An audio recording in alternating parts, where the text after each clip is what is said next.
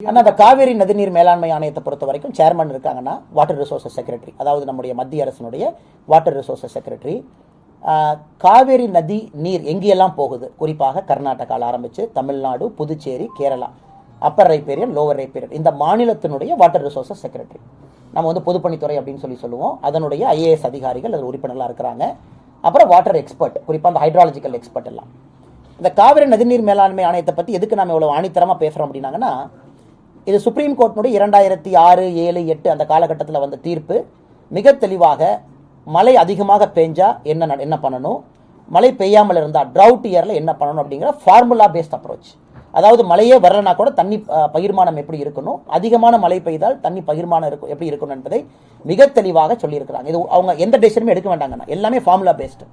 அதனால் இதை பொறுத்தவரை எல்லா மாநிலங்களும் உறுப்பினராக இருக்கிறாங்க. அதில் குறிப்பாக உங்களுக்கு தெரியும், காவிரி நதிநீர் மேலாண்மை ஆணையம் பிரச்சனை வரும்பொழுது தமிழகத்தினுடைய அதிகாரிகள் நிறைய டைம் வாக் அவுட் பண்ணுறாங்க.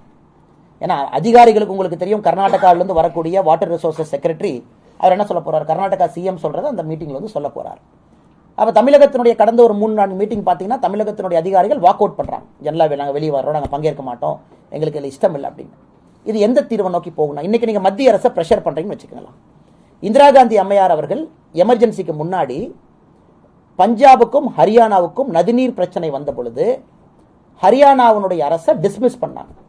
நதிநீர் பிரச்சனை வந்த பொழுது இந்திரா காந்தி அம்மையார் அவர்கள் தன்னைத்தானே சேர்மனாக போட்டுக்கிட்டாங்க. அந்த 2 மாநிலத்தினுடைய நதிநீர் பிரச்சனையை தீர்ப்பதற்கு சேர்மனாக போட்டுக்கிட்டாங்க. ஹரியானா அப்போஸ் பண்ணாங்க. அது எப்படி பிரதம மந்திரி சேர்மனாக வர முடியும் என்பதற்காக இந்திரா காந்தி அவங்க கவர்மெண்ட்டே டிஸ்மிஸ் பண்ணாங்க. இது கால வரலாறு. ஆனால் இன்னைக்கு அது பாசிபிளான்னு நீங்கள் சொல்லுங்கள். நாம் வந்து ஒரு பக்கம் ஜனநாயகத்தை பேணி காக்க வேண்டும் என்று நினைக்கின்றோம். மத்திய அரசு நம்முடைய எல்லையை மீறக்கூடாது என்பதிலே மோடி ஐயா 10 ஆண்டு காலமாக ஆட்சி நடத்திக்கிட்டு இருக்கிறாங்க.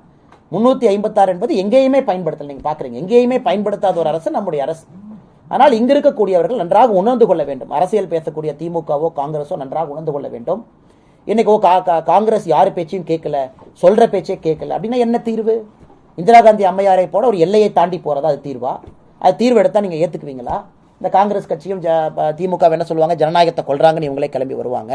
இல்ல சட்டத்துக்கு உட்பட்டு இந்த பிரச்சனை அணுகலான்னா அங்க இருக்கக்கூடிய காங்கிரஸ் ஆட்சி விதண்டாவாதமாக பேசலாம். நான் உங்களுக்கு ஒரு சரித்திரமும் சொல்லியிருக்காங்க. நான் பஞ்சாப், ஹரியானா ஒரு சரித்திரத்தை சொல்லியிருக்கேன் எப்படி இருந்திருக்கேன் எமர்ஜென்சிக்கு முன்னாடி. ஆனால் இன்னைக்கு காங்கிரஸும் திமுகவும் இவ்வளவு பேசக்கூடியவர்கள், இந்தி கூட்டணியில் இருக்கிறாங்க, இவ்வளவு பேசுறாங்க. சித்தராமையா அவங்ககிட்ட போய் பேசுறதுக்கு பிரச்சனை? சரி, நாங்க சொல்லி அவர் கேட்கல, 2வது ஆர்கியூமெண்ட் தான். நீங்க சொன்னீங்களா? இங்க இருக்கக்கூடிய MLA-க்களும் MP-க்களும் திமுக எல்லாம் ஒன்னா சேர்ந்து கர்நாடகா போய் பெங்களூர்ல சித்தராமையா அவர்களை சந்திச்சீங்களா? அதுவும் கிடையாது. நீங்க சந்திச்சு பேசுனீங்களா? அதுக்கப்புறம் நீங்க பேசினதை அவர் ஏற்கவில்லை என்பது 2வது பிரச்சனை. அப்புறம் பார்த்துக்கலாம். ஒரு மாநிலம் தழுவி ஆர்ப்பாட்டம் எல்லாம் சேர்ந்து பண்ணணுமா? நாங்களும் வர்றோம், கட்சி எல்லாம் தாண்டி உங்களோட ஜாயின் பண்றோம், சேர்ந்து நிற்போம். ஆனா நீங்க பேசிக் வேலையே செய்யாம கண்ணை மூடிக்கொண்டு இது வந்து பாத்தீங்கன்னா அங்க சதி நடக்குது, மத்திய அரசு வந்து கண்டுக்காம இருக்குன்னு சொல்றது எந்த விதத்துல ஏற்புடையதுங்கன்னா? இந்தியாவில் எல்லா மாநிலத்துக்கும் பிரச்சனை இருக்கு. கர்நாடகா, கோவா, மகதாயி பிரச்சனை இருக்கு. எல்லா மாநிலத்துக்கும் நதிநீர் பிரச்சனை இருக்கு. ஆனால் சுமூகமா பேசி தீர்த்துக்கிறாங்க. கிருஷ்ணா வாட்டர் பிரச்சனை இருக்கு, கோதாவரி பிரச்சனை இருக்கு, எல்லா இடத்துலையும் இருக்கு. ஆனால் இங்கே மட்டும்தான் இதை அரசியலாக்கி குளிர்காய்ந்து கொண்டிருக்கக்கூடிய கூட்டம் தொடர்ந்து இன்னைக்கு அரசியல் பண்றாங்க. அதனால தான் நம்முடைய தலைவர்கள் எல்லாருமே கட்சி தொண்டர்களோடு பேசி முடிவெடுத்திருக்கிறாங்க. விவசாய சங்கத்துக்கு நாங்கள் பண்ற அப்பீல், அவங்களுக்கு தெரியும் அரசியலமைப்பு சட்டம், அதே நேரத்தில் நாங்கள் உங்களோடு இருக்கின்றோம் என்கின்ற அவங்களுக்கு எங்களுடைய நம்பிக்கையை கொடுத்திருக்கின்றோம். காரணம் இது பொது பிரச்சனை.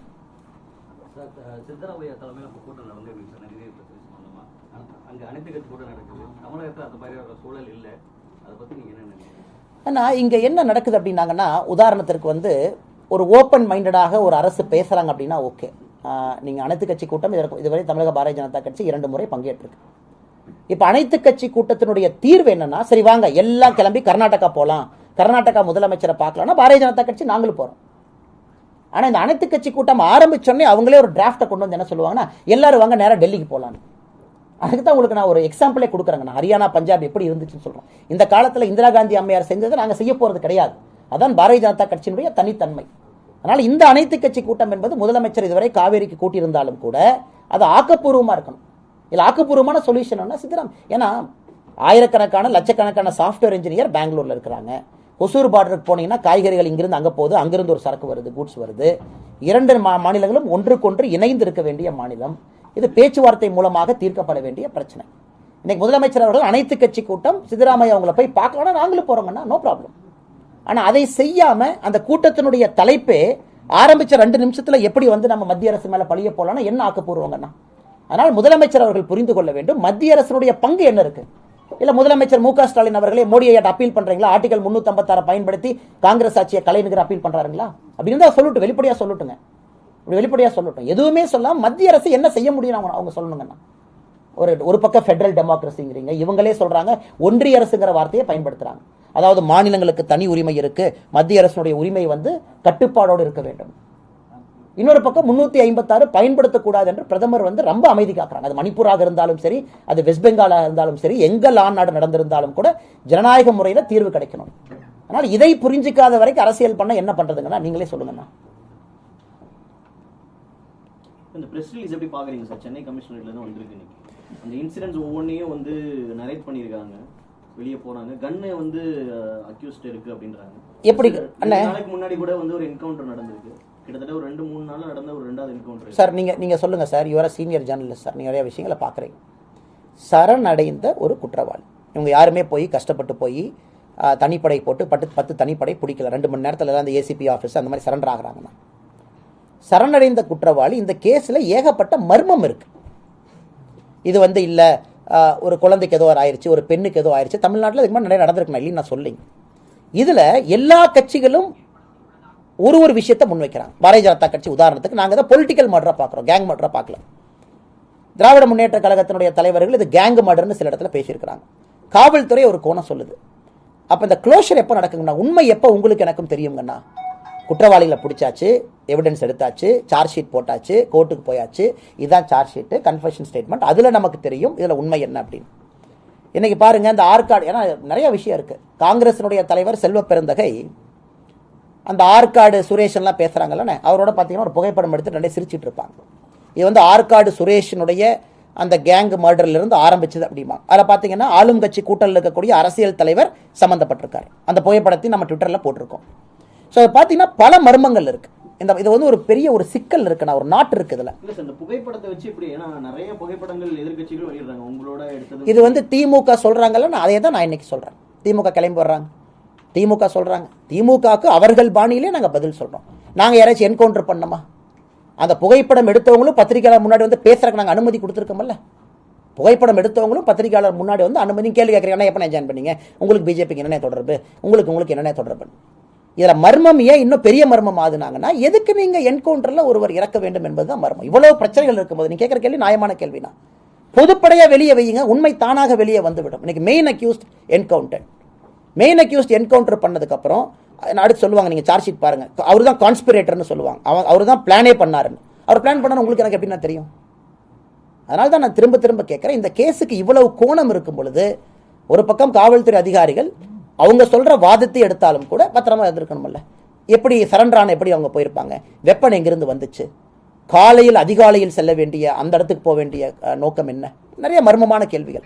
ஆனால் திராவிட முன்னேற்ற கழகத்தை பொறுத்தவரை இதுல உண்மை வரவில்லை என்பதுதான் பொதுப்படையான கருத்து. இதுல உண்மை வரல. நீங்க ஆம்ஸ்ட்ராங் ஐயா அவருடைய வீட்டுக்கு போனீங்க, துணைவியாரை பார்த்தீங்க, உண்மையை கொண்டு வரேன்னு சொன்னீங்க. சரி, ஓகே. நான் அமித்ஷாஜி அவர்களுக்கு ஒரு லெட்டர் எழுதியிருக்கேன். எதுக்குன்னா சிபிஐ என்கொயரி. உள்துறை அமைச்சர் வந்து ஹோம் மினிஸ்ட்ரியிலிருந்து நேற்று தமிழ்நாடு அரசுக்கு கடிதத்தை உள்துறை அமைச்சர் ஒரு கடிதம் அனுப்பியிருக்காங்க. நேற்று என்ன அனுப்பியிருக்காங்கன்னா, இந்த மாதிரி வந்து சிபிஐ என்கொயரி கேட்டு லெட்டர் வந்திருக்கு, நீங்க வந்து இது சம்பந்தமான என்ன நடவடிக்கை எடுத்திருக்கீங்க அப்படிங்கிறத துரிதமா மத்திய அரசுக்கு இன்ஃபார்ம் பண்ணுங்க அப்படின்னு சொல்லிட்டு அங்க இருக்கக்கூடிய அண்டர் செக்ரட்டரி ஒருத்தர் இங்க லெட்டர் அனுப்பியிருக்காங்க, தமிழ்நாட்டினுடைய ஹோம் செக்ரட்டரிக்கு அனுப்பியிருக்காங்க. நீங்க என்ன நடவடிக்கை எடுத்திருக்கீங்க ஃபர்ஸ்ட் சொல்லுங்க அப்படின்னு. ஏன்னா மத்திய அரசும் வாய்ப்பு கொடுக்குறாங்க எல்லாத்துக்குமே, நீங்க என்ன பண்ணிருக்கீங்க, உங்க ஆங்கிள் என்ன சொல்லுங்க அப்படின்னு. சிபிஐ என்கொயரி கேட்கறாங்க. நான் கேட்கலீங்கண்ணா, சரணடைந்த குற்றவாளிகள் உண்மையான குற்றவாளிகள் இல்லைன்னு முதல்ல சொன்னது யாருங்கன்னா, திமுக கூட்டணியில் இருக்கக்கூடிய கட்சிகள் சொன்னாங்க. நாங்கள் என்ன சொன்னோம்? உண்மையான குற்றவாளின்னு அவங்களே சொன்னாங்க. அந்த கருத்தை இன்னும் அந்த தலைவர்கள் திரும்ப பெறவில்லை. அது அண்ணன் திருமாவளவன் அவர்களாக இருக்கட்டும், மூத்த தலைவர்களாக இருக்கட்டும், அந்த கருத்தை இன்னும் அவங்க திரும்ப பெறவே இல்லை. இதில் நாங்கள் சந்தேகத்தை கிளப்பி இருக்கிறோம். அவருடைய மனைவியார் அவங்க நிறைய விஷயத்த சொல்லியிருக்காங்க. அப்படி இருக்கும் பொழுது இந்த கேஸை முடிவுக்கு கொண்டு வர வேண்டிய அவசரம் என்ன அப்படிங்கிறதா எங்களுடைய கேள்விங்க. நன்றி அண்ணா. அந்த துப்பாக்கின்ற ஒரு விஷயம் சொல்லியிருந்தீங்க, அது வந்து உடல் உபாதையை கழிக்க போகும்போது அவர் எடுத்து வந்ததா காவல்துறை வழக்கம் சொல்லியிருக்காங்க. அண்ணே ஓகே. இப்போ வந்து பிரச்சனை என்னங்கண்ணே, இந்தியாவில் இதுதான் ஃபர்ஸ்ட் டைம் வந்து ஒரு என்கவுண்டரில் வந்து துப்பாக்கி பார்க்குறது முன்னாடி கத்தி காரப்பொடி கத்தி எடுத்து கான்ஸ்டபிள் ஒருத்தரை கையில் குத்திட்டாங்க, 2 ஸ்டிச் போட்டிருக்கோம். இதான் இத்தனை நாளாக என்கவுண்டர்னுடைய இது இருக்கும். இதான் ஃபர்ஸ்ட் டைம் இந்தியாவில் இந்த என்கவுண்டர் அடுத்த லெவலுக்கு போகுது. துப்பாக்கியால் எங்களை சுட பார்த்தாங்க அப்படின்னு. துப்பாக்கி எங்கே வந்துச்சு? திரும்ப திரும்ப எல்லோரும் கேட்கக்கூடியவர். உடலை பற்றிக்கு போகிறாங்க. ஒரு பாண்ட் கிரிமினல், நொட்டோரியஸ் கிரிமினல் நீங்கள் சொல்கிறீங்க. கூட வந்து விலங்கு போட்டு ஒரு கான்ஸ்டபிள் கூட நிற்பார்ல.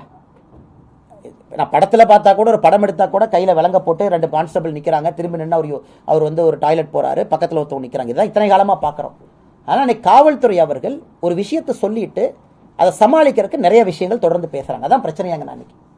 நாங்கள் திரும்ப திரும்ப சொல்வது, ஆளும் கட்சியினுடைய கூட்டணி கட்சிகள் வைத்த குற்றச்சாட்டு ஒரு பக்கம், எங்கள் குற்றச்சாட்டு ஒரு பக்கம். அதனால் மெயின் அக்யூஸ்டு திருவேங்கடம் அப்படின்னு நீங்கள் சொன்னீங்க, அந்த வீடியோவில் காமிச்சிருக்கீங்க. அவர் தான் வெட்டினாருன்னு சொன்னீங்க, மெயின் கான்ஸ்பிரேட்டர்னு சொல்கிறீங்க. இன்றைக்கி அவர் இறந்த பிறகு இந்த உண்மை, நீங்கள் சொல்கின்ற உண்மைங்கிறத யார் ஏற்றுக்குவாங்கண்ணா? Who will believe it is a truth? இந்த உண்மைக்கான என்னன்னா தெரியும் உங்களுக்கு? அப்புறம் இன்னொரு பக்கம் இது ஒரு மர்மமான கேஸுங்கண்ணா. சென்னை பாலிடிக்ஸ் பார்த்தீங்கன்னா இது ஒரு மர்மம் தான். காரணம் இதில் பல ஆங்கிள் இருக்குது. நான் உண்மையை சொல்ல வேண்டும் என்றால் இதில் பல ஆங்கிள் இருக்குது. அரசியல் அப்படி தான். சென்னை பொறுத்தவரை ஒரு விதமான அரசியல் அது, குறிப்பாக நார்த் சென்னை அரசியல். அதனால் இந்த கேஸில் நாச்சி ஒரு உண்மையை கொண்டு வந்தாங்கன்னா அந்த மாதிரி அரசியல் மாறிவிடும் என்று நான் எதிர்பார்த்தேன். இதில் நாச்சி ஒரு கிளீனாக சொல்லிட்டாங்கன்னா அந்த சோகால்டு அரசியல் சென்னையில் மாறி உண்மையான ஒரு ஜனநாயக அரசியல் வரும் என்று. ஆனால் வரவில்லை. இந்த கேஸும் பார்த்தீங்கன்னா அது வரல. வேகமாக ஒரு உடனடி தீர்வு அப்படிங்கிற மாதிரி இன்ஸ்டன்ட் இதுக்கு போயிருக்கிறாங்க. அந்த இன்ஸ்டன்ட் ஏதோ சொல்லுவாங்களே, வாஷிங் மிஷின் என்னது, நிர்மாவா, மறந்துட்டேன், நிர்மாவா பவுடர் இன்ஸ்டண்டாக போட்டால், அதனால் வரலிங்க. சார் எஸ்ஐ இன்ஸ்பெக்டர் லெவலில் துப்பாக்கியோட போகலாம், ரோந்து போகலாம்னு சொல்லியிருக்காங்க. இது ஏடிஜிபி, இவர் டிஜிபி இருந்தப்போ சைலேந்திர பாபு அப்பயே சொன்னாங்க. ஆனால் அப்போ கொண்டு வரல. இப்போ திருப்பி அதை இன்சிஸ்ட் பண்ணியிருக்காங்க. அதை நீங்கள் எப்படி பார்க்குறீங்க? ஆனால் என்னை பொறுத்தவரை குறிப்பாக நான் அதை வரவேற்கிறேங்கண்ணா. 2 விஷயத்தில் பார்க்குறேங்கண்ணா. ஒன்று, காவல்துறையினுடைய பாதுகாப்பு முதல்ல முக்கியங்கண்ணா. காவல்துறை பாதுகாப்பாக இருக்கணும். ஏன்னா இன்றைக்கி இருக்கக்கூடிய இந்த ரவுடிசம் எல்லாம் பார்த்தீங்கன்னா 16 வயசு, 17 வயசு, 18 வயசு நிலை இல்லாமல் இருக்கிறாங்க. கிரவுண்டில் வந்து நிலை இல்லாமல் இந்த கஞ்சா அப்படின்னு அதனுடைய இன்ஃப்ளூயன்ஸ் வந்து இன்றைக்கி வந்து ரவுடிகள் மத்தியில் அதிகமாக இருக்குது. சென்னையில் பார்த்தீங்கன்னா பட்டப்பகல் அந்த குரூசம் மர்டரை பாருங்கண்ணா. அது ஒரு சாதாரண மனிதன் செய்ய முடியாதுங்கண்ணா. ஒரு சாதாரண மனநிலையில் இருக்கக்கூடிய மனிதன் அந்த மாதிரி கொலையை பண்ண முடியாது. அப்படி இருக்கும்பொழுது காவல்துறை போய் தடுத்தா காவல்துறையை வெட்டுவாங்க. ஏன்னா அந்த நிலை இழந்தாச்சு. they don't have that sense of balance. அப்போ காவல்துறைக்கு துப்பாக்கி என்பது முதல்ல அதை அவங்கள பாதுகாத்துக்கிறது. 2வது, பப்ளிக்கில் யாராக இருந்தாலும் கூட நீங்கள் ஷூட் பண்ணுங்க, ஒன்றும் பிரச்சனை. அதுக்கு தான் துப்பாக்கி இருக்குன்னு, protection of law and order. அதனால் இதை கண்டிப்பாக நாங்கள் வரவேற்கிறோம். அதே நேரத்தில் காவல்துறையும் வெல் ட்ரெயின்டு தான். எப்போதை பயன்படுத்தணும், எப்போதை பயன்படுத்தக்கூடாது. இன்றைக்கி பார்த்தீங்க அமெரிக்காவில் ட்ரம்ப் அவரை பார்த்தீங்க, அங்கேருந்து ஒரு ஷூட்டர் சொல்கிறாரு, பின்னாடி ஒரு சீக்ரெட் சர்வீஸ் ஏஜென்ட் திரும்ப ஃபயர் பண்ணுறாரு, இன்ஸ்டண்ட்டாக ரியாக்ட் பண்ணுறாங்க. அதில் ஒரு சிவிலியன் இறந்துட்டாங்க, ஒரு 2 சிவிலியன் படுகாயம் அடைஞ்சிருக்காங்க. அது மேபி இன்வெஸ்டிகேஷனில் தெரியும் யார் மேலே தவறு, அது அக்யூஸ்டுடைய துப்பாக்கியில் சுட்டதா இல்லை திரும்ப அவங்க ரிட்டையர் பண்ணும்போது சுட்டதா அப்படின்னு. நான் அதற்காக ஒரு சமுதாயம் வந்து பொறுத்து கொண்டிருக்க முடியாதுன்னா, தமிழகத்தில் காவல்துறையினுடைய கீழ்மட்ட அதிகாரிகள், சப் இன்ஸ்பெக்டர் அண்ட் எபோவ் வந்து துப்பாக்கியோடு ரோந்துக்கு போகிறாங்கன்னா நம்ம வரவேற்க வேண்டிய விஷயம் தான். ஆனால் நீங்கள் சப் இன்ஸ்பெக்டர் அண்ட் எபோவ் தானே சொன்னீங்க. ஆனால் அந்த என்கவுண்டர் மற்றும் அந்த வழக்கு பதிவு ஆகட்டும், திருச்சியில் வந்து எஸ்பி வருண்குமார் மேலே சீமான் வந்து ஒரு குற்றச்சாட்டை முன் வச்சிருக்காரு. எப்போ நான் வச்சாரு? ஒரு 3 நாளைக்கு முன்னாடி ஒரு பேட்டியிலே பேசியிருந்தார். ஒரு குறிப்பிட்ட சமுதாயத்து மேலே வந்து எஸ்பி வருண்குமார் வந்து இந்த மாதிரி ஆதங்கமாக இருக்காரு. ஆனால் நான் என்னென்னு தெரிஞ்சுக்கிட்டு நான் பேசுகிறேங்கண்ணே. தெரியாமல் நான் ஒரு கருத்து சொன்னால் தவறாக போயிடும். நான் சீமானன் என்ன சொன்னாங்கன்னு அதை பார்த்துட்டு நான் திரும்ப சொல்கிறேன். கவனத்துக்கு வரலைங்கண்ணே, சாரி. மேபி நெக்ஸ்ட் டைம் நம்ம சந்திக்கும் போது சென்னையில் நான் பேசுகிறேன். வேறு எது இல்லையா? தேங்க்யூ, நன்றி அண்ணா.